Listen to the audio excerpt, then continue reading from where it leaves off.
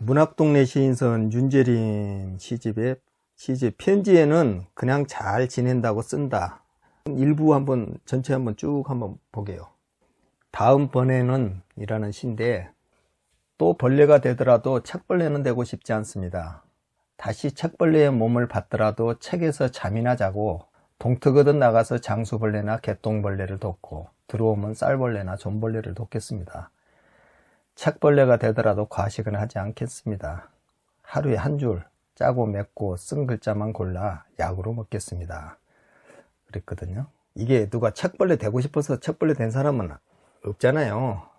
우리가 출세도 하고 그러려면은 책을 안 볼 수가 없고 억지로라도 열심히 해야 되니까 그래서 하는데, 그냥 취미로만 보겠다, 책에서 잠이나 자고 동트거든 나가서 장수벌레나 개똥벌레를 돕는다는 것은, 개똥벌레나 장수벌레는 열심히 바깥에서 일하는 벌레잖아요. 낮이면은 나가서 열심히 일하고 들어오면 쌀벌레나 존벌레를 돕겠다는 것은 쌀밥 해서 먹고 존벌레 같이 존파 먹는 것 같이 그렇게 그냥 집에 오면은 뒹굴뒹굴 놀겠다, 그런 말이죠 이것은. 그리고 책벌레가 되더라도 과식은 하지 않겠습니다 하는 것은, 하루에 한 줄만 책을 보고 짜고 맵고 쓴 글자만 골라 약으로 먹겠다는 것은, 좋은 명구나 자기한테 도움이 되는 이런 말만 쳐다보지 나머지 것은 들여다보지도 않겠다. 이거 처음부터 끝까지 다 들여다보고 연구 논문 쓰듯이 하려면 머리 아프지 않습니까? 그런 말이에요. 도산 안창호 선생님인가요? 하루라도 책을 보지 않으면 입안에 가시가 돋친다. 공자님도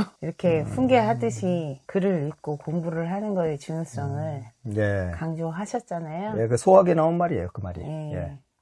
도산 안창호 선생님이 한 말이 아니고 소학에 나온 말이에요, 그것은. 아, 소학에 나온 말이에요. 그런데 이게 우리가 책하고 같이 하다가 보면은 세상 사람들과 보통 사람들의 삶과 점점점 괴리가 되는 느낌이 들잖아요. 그래서 책벌레라는 말이 괜히 있는 건 아닌 것 같아요. 그러니까 네가 뭘 알아? 책이나 볼 줄 알았지, 책상에서. 그렇지. 펜때나 굴릴 줄 알았지. 그런 빈정거림이 또 많이 있잖아요. 그렇죠.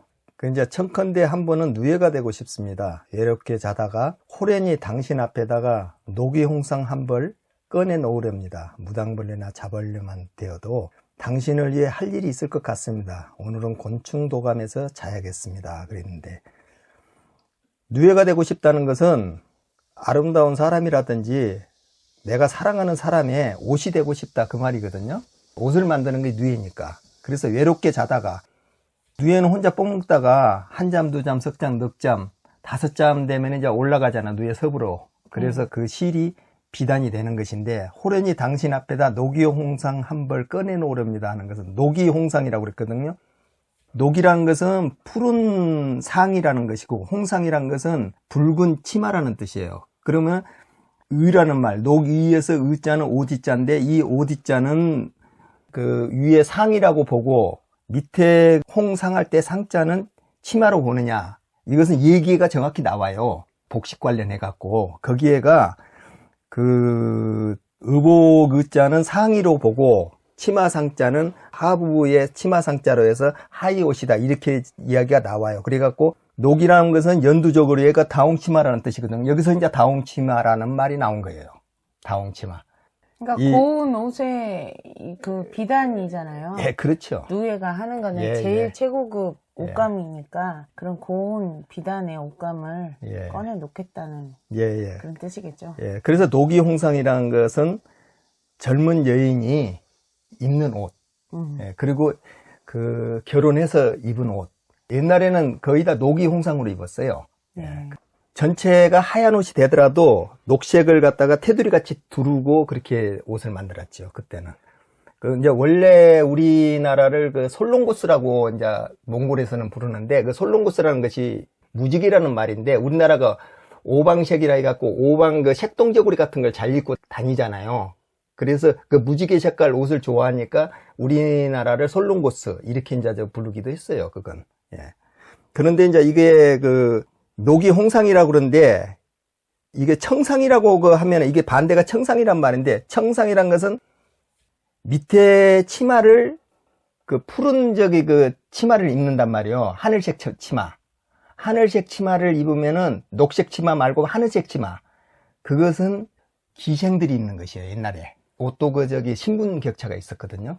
그래서 기생들이 입는 건데. 자홍치마는 기생이 아닌 그냥 일반. 예, 일반. 백성. 예, 그 가정에서 입는 옷이고. 여염집. 그리고 이제 이거 청상이란 말이 또 그 한문에서 그 과부상자가 있어요. 과부상자로 했을 때는 청상과부 그러잖아요, 이게. 예, 그 젊은 여자가 과부가 된 걸 청상과부라고 이제 이렇게 이야기하거든. 그래서 노기홍상 한 벌 꺼내놓으렵니다 하는 것은 젊은 예쁜 여인의 그 결혼 옷으로 꺼내놓으렵니다. 이런 말이 되겠죠, 이것은. 그래서 무당벌레나 자벌레만 되어도 당신을 위해.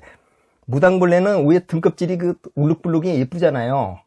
그리고 자벌레만 되어. 자벌레는 기어가는 것이 위에 머리를 갖다 이렇게 길게 냈다가 허리를 쭉 우로 올려갖고 가고 하는 거, 그 자벌레 아니에요? 거의 구분이 안 되죠, 나뭇가지랑. 색을 띠고 있어서요. 자벌레만 되어도 당신을 위해 할 일이 있을 것 같습니다. 오늘은 곤충도감에서 자야겠습니다. 곤충도감을 쭉 보면서 이 시를 쓴 것 같은 그런 느낌이 드네요.